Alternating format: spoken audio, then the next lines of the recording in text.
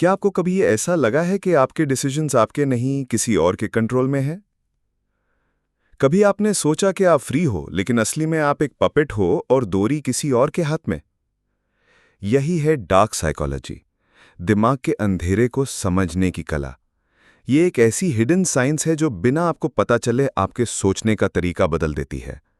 आपके चॉइसेस, आपके रिलेशनशिप्स, आपके फियर्स, सब उसके कंट्रोल में आ जाते हैं।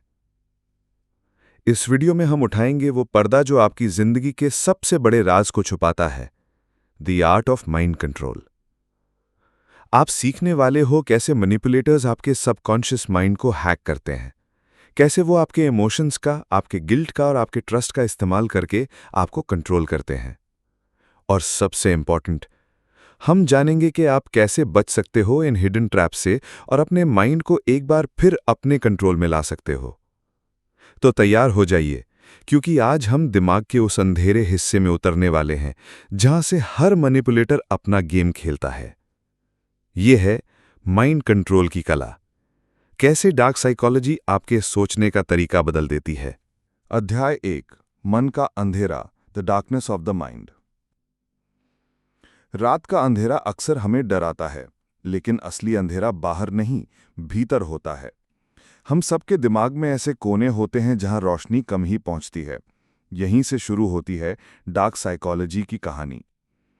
दिमाग, सबसे बड़ा युद्ध क्षेत्र। इंसान का दिमाग दुनिया का सबसे ताकतवर हथियार है। ये सोच सकता है, सपने बना सकता है और ऐसे चमत्कार कर सकता है जो मशीनें भी नहीं कर पाती। लेकिन यही दिमाग जब गलत हाथों में पड़ता है तो ये हथियार बन जाता है। एक ऐसा हथियार जो इंसान की आज़ादी, सोच और आत्मा तक को कैद कर सकता है। आप सोचते हो कि आपके फैसले आपके हैं, लेकिन क्या सच में? क्या आपने कभी गौर किया है कि आप अचानक कोई चीज़ खरीद लेते हो, बिना वजह किसी पर भरोसा कर लेते हो या फिर बिना सबूत भी किसी पर शक करने लगते हो? ये सब आपकी फ्री विल नहीं, बल्कि आपके मन पर खेला गया खेल होता है। डार्क साइकोलॉजी क्या है? डार्क साइकोलॉजी वो विज्ञान है जिसमें इंसान दूसरों के दिमाग, उनकी भावनाओं और उनकी कमजोरियों का इस्तेमाल करता है अपने फायदे के लिए। ये कोई जादू नहीं, ये मनोविज्ञान का काला चेहरा है। जहां सामान्य मनोविज्ञान लोगों की मदद करता है, वहीं डार्क साइकोलॉजी लोगों को तोड़ता है, मैनिपुलेट करता है और कंट्रोल करता है। ये ऐसा है जैसे चाकू डॉक्टर के हाथ में हो तो जान बचाता है, लेकिन अपराधी के हाथ में हो तो जान ले लेता है। डार्क साइकोलॉजी वही चाकू है, लेकिन ये चाकू आपके दिमाग पर चलता है। मन के अंधेरे की शुरुआत। बचपन से ही इंसान सीखता है कि कैसे झूठ बोलना है, कैसे किसी से काम निकलवाना है, कैसे अपनी बात मनवानी है। धीरे धीरे ये छोटी छोटी बातें बड़ी चालों में बदल जाती हैं। कुछ लोग इन्हें हथियार बना लेते हैं और दूसरों की जिंदगी पर राज करने लगते हैं। इतिहास से लेकर आज तक, चाहे राजनीति हो, युद्ध हो या रिश्ते, हर जगह डार्क साइकोलॉजी मौजूद है। महान नेता भीड़ को भाषण से हिप्नोटाइज करते थे, सैनिकों को प्रोपोगेंडा से ब्रेन वॉश किया जाता था, और आज सोशल मीडिया, विज्ञापन और न्यूज़ चैनल सब आपके दिमाग के साथ खेल रहे हैं। अदृश्य जंजीरें। डार्क साइकोलॉजी का सबसे खतरनाक पहलू है, आपको पता ही नहीं चलता कि आप कंट्रोल हो रहे हो। ये ऐसी अदृश्य जंजीरें हैं जो आपको बांध लेती हैं और आप सोचते हो कि आप आज़ाद हो। आपके चॉइसेस आपके नहीं रहते, आपकी सोच आपकी नहीं रहती। कभी आपने सोचा है कि एक टॉक्सिक रिश्ता छोड़ना इतना मुश्किल क्यों होता है? क्यों लोग बार बार उसी जाल में फंस जाते हैं, भले ही वो जानते हों कि उन्हें नुकसान हो रहा है? क्योंकि डार्क साइकोलॉजी आपके दिमाग की उन नसों को पकड़ लेती है जो आपके बिहेवियर को कंट्रोल करती हैं। मन का अंधेरा बनाम आत्मा की रोशनी। लेकिन एक सच्चाई और भी है कि जितना गहरा अंधेरा हो, उतनी तेज रोशनी भी पैदा की जा सकती है। डार्क साइकोलॉजी को समझना ही पहला कदम है उससे बचने का। जब आप इस अंधेरे को पहचान लेते हैं तो आप अपनी सोच को मजबूत कर सकते हैं। अध्याय 2, मैनिपुलेशन की शक्ति, द पावर ऑफ मैनिपुलेशन। कभी आपने महसूस किया है कि कोई आपको हंसते हंसते, प्यार जताते हुए या फिर गुस्सा करके वो काम करवा लेता है जो आप कभी करना ही नहीं चाहते थे? अगर हां, तो आपने मैनिपुलेशन का असर झेला है। मैनिपुलेशन वो कला है जिसमें इंसान सीधे आदेश नहीं देता, बल्कि आपके दिमाग और दिल पर ऐसा खेल खेलता है कि आपको लगता है ये तो मेरा ही फैसला है। असल में आप उसके हाथों की कठपुतली बन चुके होते हो। 1. मैनिपुलेशन का असली चेहरा। मैनिपुलेशन की सबसे खतरनाक बात यह है कि यह हमेशा दिखाई नहीं देता। यह हमेशा बुरे शब्दों या जोर जबरदस्ती से नहीं होता। कई बार ये मीठे शब्दों, मुस्कान और सहानुभूति की आड़ में आता है। जैसे, तुम मेरे लिए यह छोटा सा काम भी नहीं कर सकते, इतना भी तुम्हें फर्क नहीं पड़ता मुझसे। यह सीधा सीधा इमोशनल मैनिपुलेशन है। अगर तुम सच में मुझसे प्यार करते हो तो तुम्हें यह सैक्रिफाइस करना ही पड़ेगा। यह गिल्ट का इस्तेमाल करके मैनिपुलेशन है। 2. रोजमर्रा की जिंदगी में मैनिपुलेशन। परिवार में मां चाहती हैं, बेटा मेरी सेहत खराब है, मुझे तो तुम्हारे बिना कुछ समझ में नहीं आता। आप काम से थक चुके हो, फिर भी गिल्ट में आकर हर काम छोड़ देते हो। रिश्तों में टॉक्सिक पार्टनर्स कहते हैं, अगर तुमने मुझ पर शक किया तो इसका मतलब है तुम मुझसे प्यार ही नहीं करते, और आप चुप हो जाते हो, जबकि आपकी गट फीलिंग सही होती है। ऑफिस में बॉस बोलता है, तुम तो हमारी टीम के सबसे ईमानदार इंसान हो, इसीलिए ये एक्स्ट्रा काम तुम्हें दे रहा हूं। ये प्रेज भी है, लेकिन छुपा हुआ एक्सप्लॉयटेशन भी। 3. मैनिपुलेशन के कॉमन टेक्निक्स। ए. फ्लैटरी यानी चमचागिरी। अत्यधिक तारीफ करना ताकि आप खुश होकर उनके लिए कोई भी काम कर दो। एग्जाम्पल, आप तो इस प्रोजेक्ट में सबसे स्मार्ट हो, अगर आप हैंडल करेंगे तो सब परफेक्ट होगा। बी. Guilt trip. आपको यह महसूस करवाना कि अगर आपने उनकी बात नहीं मानी तो आप बुरे इंसान हो। मैंने तुम्हारे लिए इतना किया और तुम इतना सा भी नहीं कर सकते। सी. Silent treatment. बात बात पर चुप हो जाना, डिस्टेंस बनाना, ताकि आप बेचैन होकर खुद उनसे माफी मांग लो। डी. Playing the victim. हमेशा खुद को पीड़ित दिखाना ताकि सिंपैथी के नाम पर आपका फायदा उठाया जा सके। एग्जाम्पल, मेरी जिंदगी में सबने मुझे धोखा दिया, बस तुम ही हो जो मुझे समझते हो। ई. Gas lighting. चैप्टर 3 में विस्तार से आएगा। आपकी रियलिटी को ही तोड़ मरोड़कर आपको कंफ्यूज करना। 4. मैनिपुलेशन का मनोवैज्ञानिक असर। धीरे धीरे आपका कॉन्फिडेंस गिरने लगता है। आपको लगता है कि आपकी अपनी सोच, फीलिंग्स और डिजायर्स की कोई वैल्यू नहीं। आप यस कहने की मशीन बन जाते हो। मैनिपुलेटर्स जानते हैं कि इंसान 3 चीजों से आसानी से कंट्रोल होता है: फियर यानी डर, नौकरी खोने का, रिश्ते टूटने का, अकेले रह जाने का। लव यानी प्यार, अगर मुझसे प्यार है तो मेरी सुनो। रिस्पेक्ट यानी सम्मान, तुम अच्छे इंसान हो इसीलिए सैक्रिफाइस करो। 5. मैनिपुलेशन की master stroke, illusion of choice. Manipulators कभी सीधे आदेश नहीं देते। वे आपको 2 या 3 विकल्प देते हैं, लेकिन असली बात यह होती है कि सभी विकल्प उन्हीं के फायदे के होते हैं। जैसे, तुम ये काम आज करना चाहोगे या कल? यहां असली सवाल होना चाहिए था कि क्या तुम ये काम करना भी चाहते हो? लेकिन वो सवाल कभी पूछा ही नहीं जाता। 6. Real life example. रीना और समीर की शादी को 5 साल हो चुके थे। रीना हर फैसले में कॉम्प्रोमाइज करती थी, क्योंकि समीर बार बार कहता, तुम्हें समझना चाहिए मैं इतना तनाव झेल रहा हूं, अगर तुम सच में मुझसे प्यार करती हो तो बहस मत करो। धीरे धीरे रीना को लगने लगा कि उसकी इमोशंस की कोई वैल्यू नहीं है। वो सोचने लगी कि शायद वही गलत है।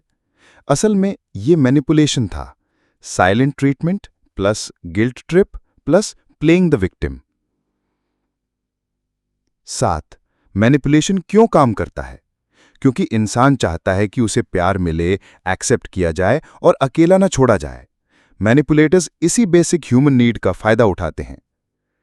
8. मैनिपुलेशन से कैसे बचें? संकेत मात्र, विस्तार अध्याय 10 में। हर बात को तुरंत हां मत कहो। रेड फ्लैग्स को पहचानो: guilt trip, silent treatment, excessive flattery. अपनी फीलिंग्स को छोटा मत समझो। कहीं इसे अध्याय 4, गैस लाइटिंग, सच को झूठ बनाना। क्या आपने कभी ऐसी स्थिति झेली है जहां आपको अपनी ही यादों, अपनी ही सच्चाई पर शक होने लगे? जहां सामने वाला बार बार कहे, तुम्हें गलत याद है, तुम ओवर रिएक्ट कर रहे हो, तुम बेवजह पागलपन कर रहे हो। अगर हां, तो आपने गैस लाइटिंग का सामना किया है। ये डार्क साइकोलॉजी का सबसे खतरनाक हथियार है, क्योंकि ये आपकी हकीकत को ही तोड़ देता है। गैस लाइटिंग क्या है? गैस लाइटिंग एक ऐसी मानसिक चाल है जिसमें कोई इंसान बार बार आपके अनुभवों, भावनाओं और यादों को नकारता है। वो आपको धीरे धीरे इस कदर कंफ्यूज कर देता है कि आप सोचने लगते हो, शायद सच में गलती मेरी ही है। ये ऐसा है जैसे आप दर्पण में खुद को देखें और कोई कहे, ये तुम्हारा चेहरा नहीं है। आप पहले हंसते हो, फिर शक करते हो और अंत में उस पर भरोसा करने लगते हो। नाम की कहानी। गैसलाइटिंग शब्द एक पुरानी इंग्लिश फिल्म गैसलाइट से आया है। उसमें एक आदमी अपनी पत्नी को पागल साबित करने के लिए घर की गैस लाइट धीरे धीरे डिम करता है। जब पत्नी कहती है, लाइट कम हो रही है, तो वो आदमी कहता है, नहीं, तुम सिर्फ इमेजिन कर रही हो। धीरे धीरे वो महिला अपनी ही सैनिटी पर शक करने लगती है। गैस लाइटिंग की तकनीकें। ए, डिनायल, इनकार करना। आप जो भी कहो वो साफ मना कर देंगे, मैंने कभी ऐसा नहीं कहा, ऐसा हुआ ही नहीं। बी, मिनिमाइजेशन, छोटा बनाना। आपकी प्रॉब्लम को मजाक बना देंगे, तुम तो हमेशा ड्रामा करती हो, इतनी छोटी सी बात पर रोने की क्या जरूरत थी। सी, काउंटरिंग, उल्टा सवाल करना। आपकी मेमोरी पर ही डाउट डाल देंगे, तुम्हें हमेशा चीजें गलत याद रहती हैं, तुम्हारा दिमाग ठीक भी है या नहीं। डी, विदहोल्डिंग, जानबूझकर चुप रहना, बात ही नहीं करेंगे या कहेंगे, मुझे समझ नहीं आता तुम क्या कह रही हो। ई, डाइवर्जन, ध्यान भटकाना, आपके सवाल का जवाब देने के बजाय दूसरा इशू उठा देंगे। रियल लाइफ एग्जाम्पल, कहानी। रीना और समीर की कहानी याद है, जो चैप्टर 2 में है। समीर ने सिर्फ मैनिपुलेशन ही नहीं, बल्कि गैस लाइटिंग भी की। जब रीना कहती, तुमने कल रात मुझे बहुत बुरा बोला, समीर जवाब देता, मैंने नहीं, तुम इमेजिन कर रही हो, तुम्हें सपने में लगा होगा। जब रीना गुस्से में बोलती, तुम्हें मेरी फीलिंग्स की परवाह ही नहीं है, समीर हंसते हुए कहता, तुम तो ओवर सेंसिटिव हो, हर बात को बढ़ा चढ़ाकर बताती हो। धीरे धीरे रीना को लगने लगा कि शायद उसकी यादें गलत हैं। वो खुद पर डाउट करने लगी। उसकी रियलिटी धीरे धीरे समीर की बनाई हुई रियलिटी बन गई। यही है गैस लाइटिंग की सबसे खतरनाक ताकत। गैस लाइटिंग का असर। सेल्फ डाउट बढ़ता है, कॉन्फिडेंस खत्म हो जाता है, विक्टिम अपनी खुद की सोच और फीलिंग्स को भरोसेमंद नहीं मानता। कई बार लोग डिप्रेशन या एंग्जाइटी तक में चले जाते हैं। विक्टिम बार बार सोचता है, शायद सच में गलती मेरी ही है, शायद मैं ही पागल हूं। गैस लाइटिंग कहां कहां होता है? रिश्तों में टॉक्सिक पार्टनर्स विक्टिम को हमेशा गलत साबित करते हैं। परिवार में पेरेंट्स बच्चों को कह देते हैं, तुम्हें कुछ पता नहीं, तुम हमेशा गलत समझते हो। ऑफिस में बॉस कह सकता है, मैंने तो तुम्हें डेडलाइन ही नहीं दी थी, ये तुम्हारा कंफ्यूजन है। समाज और राजनीति में लीडर्स और मीडिया लोगों को उनकी ही रियलिटी पर डाउट करवाते हैं। गैस लाइटिंग से कैसे बचें? संकेत मात्र। अपनी मेमोरीज और एक्सपीरियंसेस लिख कर रखो। भरोसेमंद दोस्तों या फैमिली से क्रॉस चेक करो। याद रखो, अगर कोई बार बार तुम्हें पागल कहे, तो शायद पागल तुम नहीं, वो हैं। अध्याय 6, फियर और गिल्ट का जादू, डर और अपराध बोध का जादू। मनुष्य का दिल और दिमाग दोनों ही बेहद संवेदनशील होते हैं। जहां प्यार और भरोसा इंसान को मजबूत बनाते हैं, वहीं डर और अपराध बोध इंसान को तोड़ देते हैं। डार्क साइकोलॉजी के खिलाड़ी इसे अच्छी तरह जानते हैं, इसीलिए वो डर और गिल्ट का इस्तेमाल करते हैं, आपको तोड़ने, कमजोर बनाने और कंट्रोल करने के लिए। 1. डर, सबसे पुराना हथियार। डर वो भावना है जो इंसान को सर्वाइवल के लिए बनाई गई है, लेकिन जब इसे हथियार बना दिया जाए तो ये इंसान की सोचने और समझने की क्षमता खत्म कर देता है। एक बच्चा अंधेरे से डरता है, एक कर्मचारी नौकरी खोने से डरता है, एक पार्टनर रिश्ते टूटने से डरता है, एक नागरिक सरकार या समाज से डरता है। यही डर मैनिपुलेटर्स का पहला और सबसे आसान हथियार है। 2. गिल्ट, आत्मा की जंजीर। अगर डर आपको बाहर से बांधता है तो गिल्ट आपको अंदर से कैद करता है। गिल्ट यानी अपराध बोध, ये भावना कि आप गलत हो, आप अच्छे इंसान नहीं हो, आपने किसी को चोट पहुंचाई है। मैनिपुलेटर्स इसका फायदा उठाते हैं। वो आपके दिल में गिल्ट भरते हैं और फिर उसी गिल्ट का इस्तेमाल करके आपको कंट्रोल करते हैं। तुम इतने स्वार्थी कैसे हो सकते हो? मैंने तुम्हारे लिए इतना किया और तुम, या अगर तुम मुझसे प्यार करते तो ये सैक्रिफाइस कर लेते। धीरे धीरे आप सोचने लगते हो कि आपकी हैप्पीनेस की कोई वैल्यू नहीं है। 3. डर और गिल्ट का संयुक्त जादू। डर और गिल्ट साथ मिलकर एक जादुई हथियार बनाते हैं। डर आपको एक्शन लेने से रोकता है और गिल्ट आपको लगातार सेल्फ पनिशमेंट में धकेलता है। उदाहरण, एक एब्यूजिव रिलेशनशिप में विक्टिम बार बार सोचता है, अगर मैंने उसे छोड़ दिया तो मैं अकेला हो जाऊंगा। डर, और शायद गलती भी मेरी ही है, मैं उसे समझ नहीं पाया। गिल्ट। यही दोहरी जंजीर विक्टिम को सालों तक कैद रखती है। 4. रियल लाइफ कहानी, स्टोरी। सोनिया और करण की शादी को 3 साल हुए थे। करण बहुत कंट्रोलिंग नेचर का था।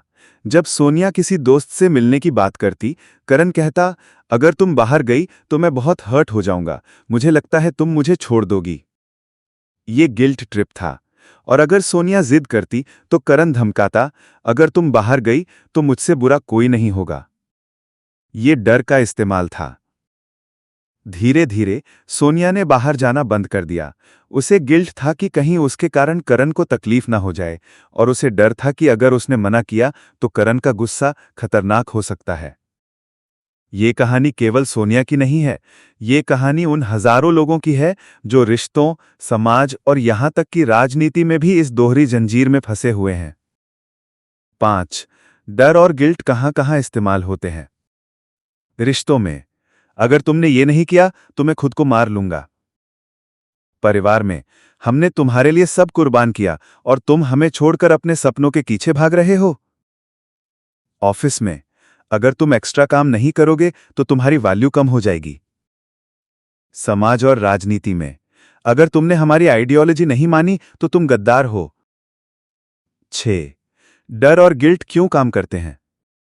इंसान सोशल एनिमल है, उसे एक्सेप्ट होने की जरूरत है। उसे डर है कि रिजेक्शन या पनिशमेंट न मिले। और गिल्ट से इंसान अपनी ही हैप्पीनेस छोड़ देता है ताकि दूसरे खुश रहें। 7. कैसे पहचाने कि कोई आपको डर और गिल्ट से मैनिपुलेट कर रहा है।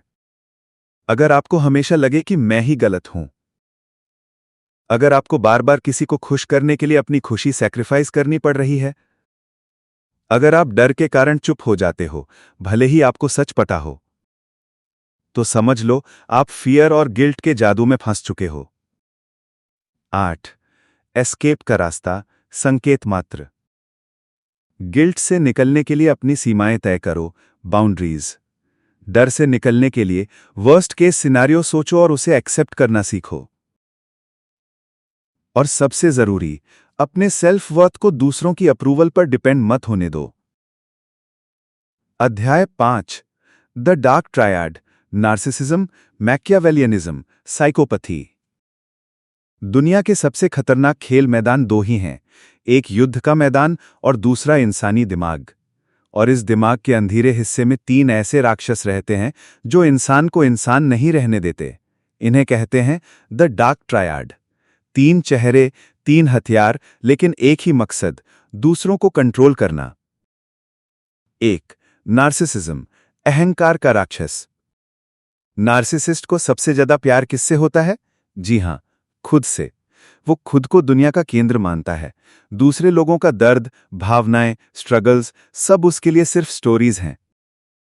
नार्सिसिस्ट की पहचान, हमेशा चाहता है कि लोग उसकी तारीफ करें, कभी अपनी गलती नहीं मानता, दूसरों का इस्तेमाल अपनी इमेज बनाने के लिए करता है।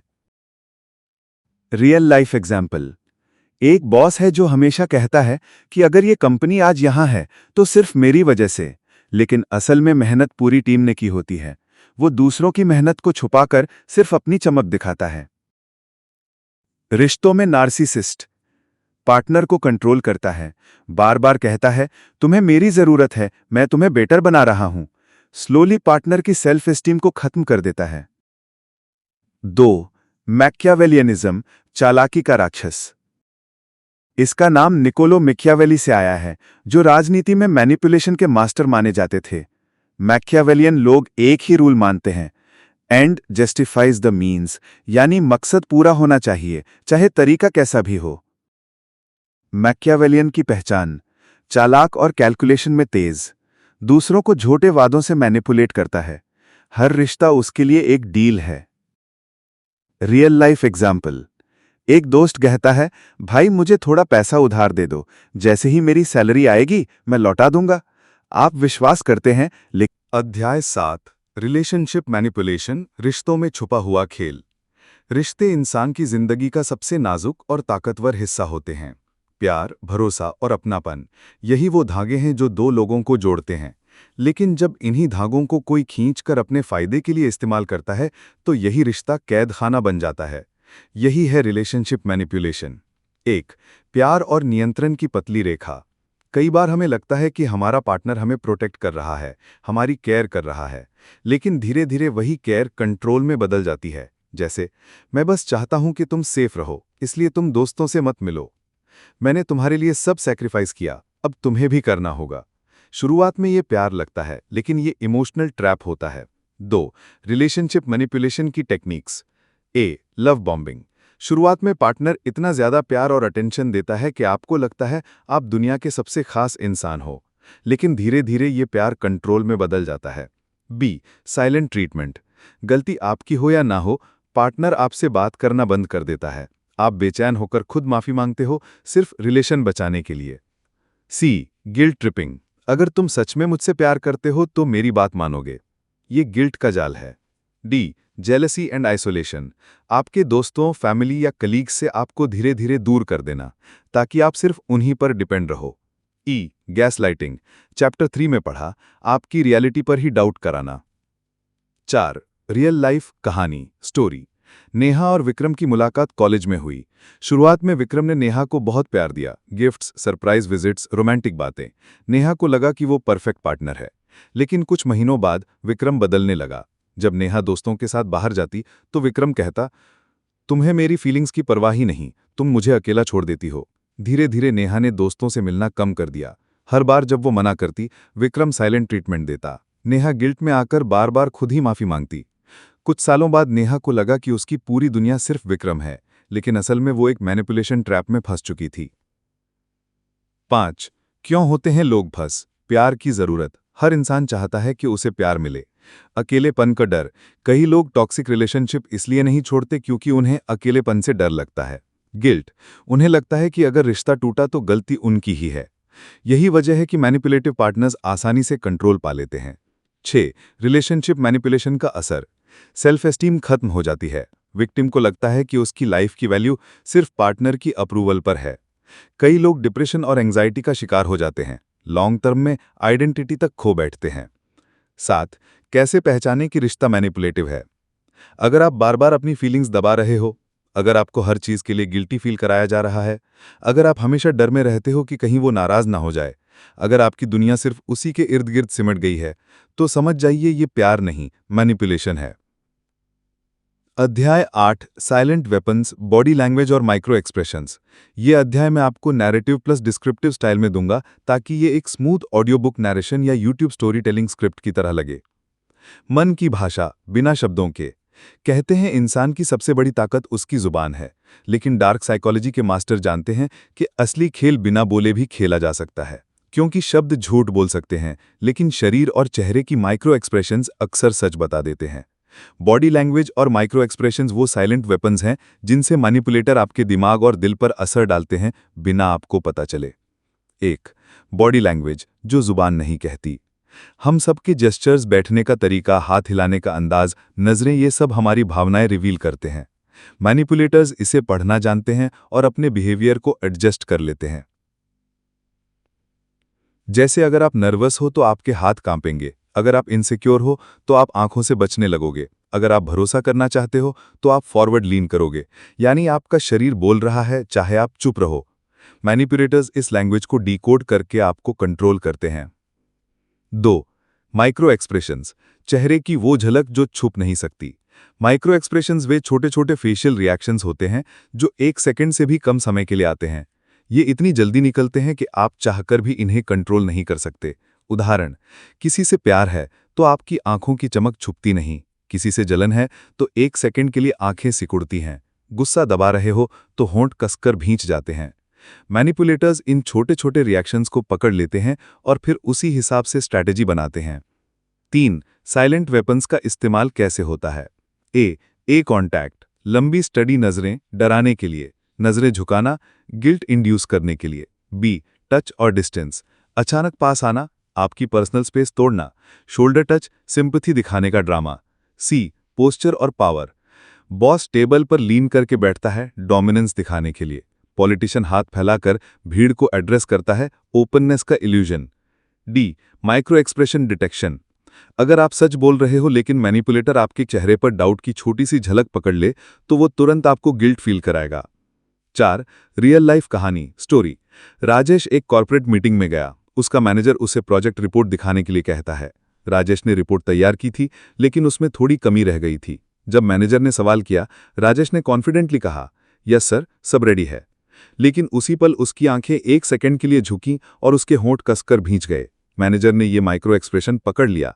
मीटिंग के बाद मैनेजर बोला, राजेश, तुमने रिपोर्ट पूरी नहीं बनाई है ना, तुम्हारी आंखें सच बता रही थीं। राजेश शॉक में आ गया। उसे लगा कि उसने सब कंसील कर लिया, लेकिन सच बाहर आ गया। अब सोचिए, अगर ये मैनेजर इस पावर को पॉजिटिव यूज करता तो ठीक था, लेकिन अगर वह इसी टेक्निक से गिल्ट या डर डालकर राजेश को मैनिपुलेट करता तो राजेश की पूरी करियर डिसीजंस उसके हाथों में होते। 5. साइलेंट वेपन्स क्यों खतरनाक हैं? क्योंकि विक्टिम को पता ही नहीं चलता कि मैनिपुलेशन हो रहा है, क्योंकि ये सबकॉन्शियस पर काम करते हैं, क्योंकि एक बार ये हैबिट्स बन जाएं तो आप ऑटोमेटिकली रिएक्ट करने लगते हो। 6. कैसे बचे इनसे? बॉडी लैंग्वेज पढ़ने की बेसिक ट्रेनिंग लो, अपनी माइक्रो एक्सप्रेशंस पर अवेयरनेस लाओ, मिरर प्रैक्टिस करो। किसी की नजरों और जेस्चर्स से प्रेशर महसूस हो तो पॉज लो और सोचकर जवाब दो। अध्याय 9, सोशल इंजीनियरिंग और ट्रस्ट हैकिंग। यह अध्याय मैं आपको डिस्क्रिप्टिव नैरेशन स्टाइल में दूंगा, जिसमें स्मूथ एक्सप्लेनेशन प्लस कहानियां होंगी। 1. भरोसे का खेल।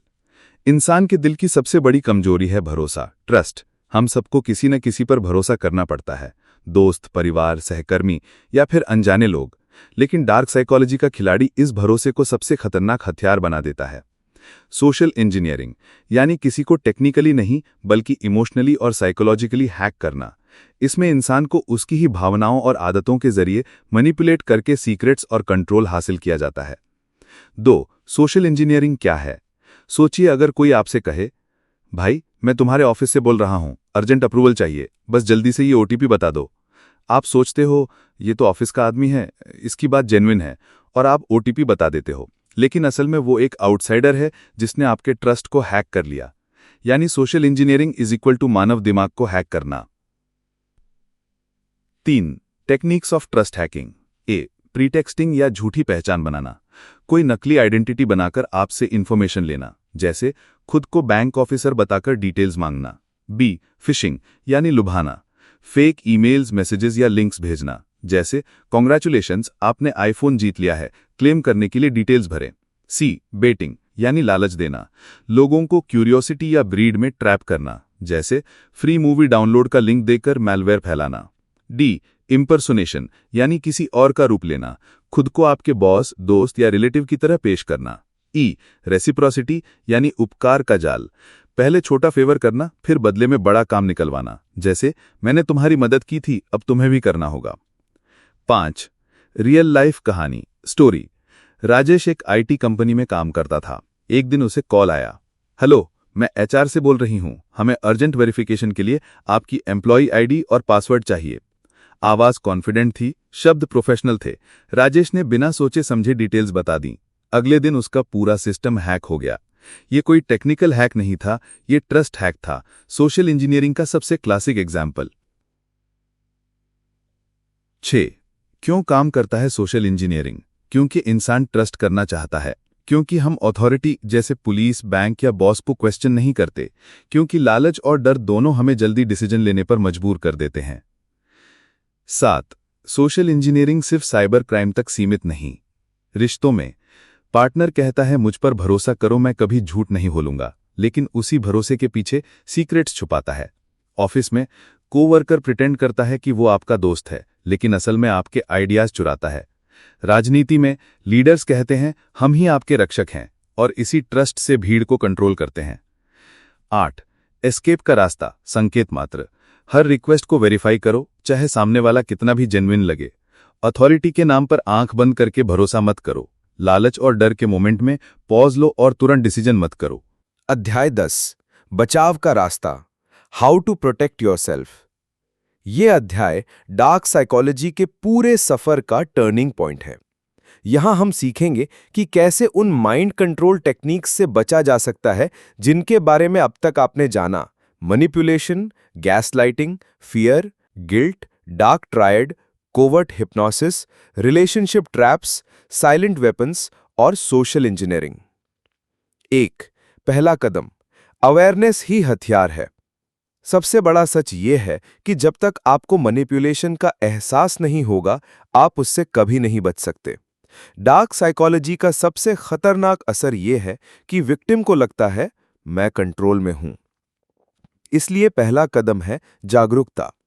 हर बार खुद से पूछो, क्या ये डिसीजन सच में मेरा है?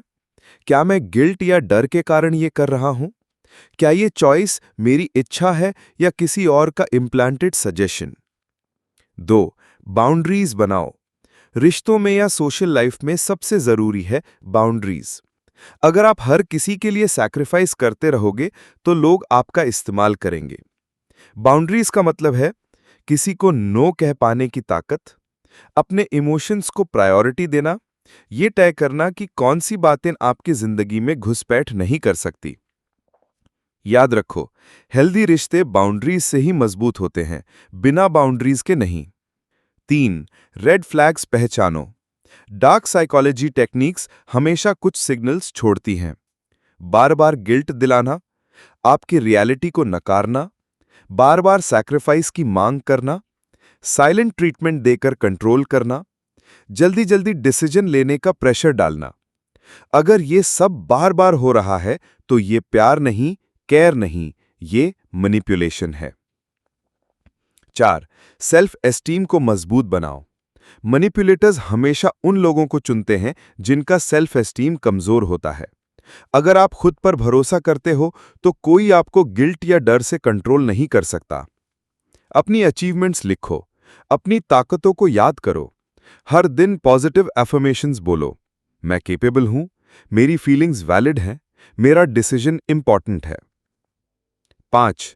क्रिटिकल थिंकिंग, हर बात पर सवाल करो। अगर कोई बार बार आपको इन्फ्लुएंस करने की कोशिश कर रहा है तो पॉज लो और सोचो, क्या फैक्ट्स सच हैं? क्या ये सिर्फ वर्ड्स और इमोशंस का खेल है?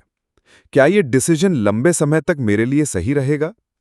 मैनिपुलेटर्स इंस्टेंट डिसीजन चाहते हैं, इसलिए डिलेइंग टैक्टिक्स अपनाओ।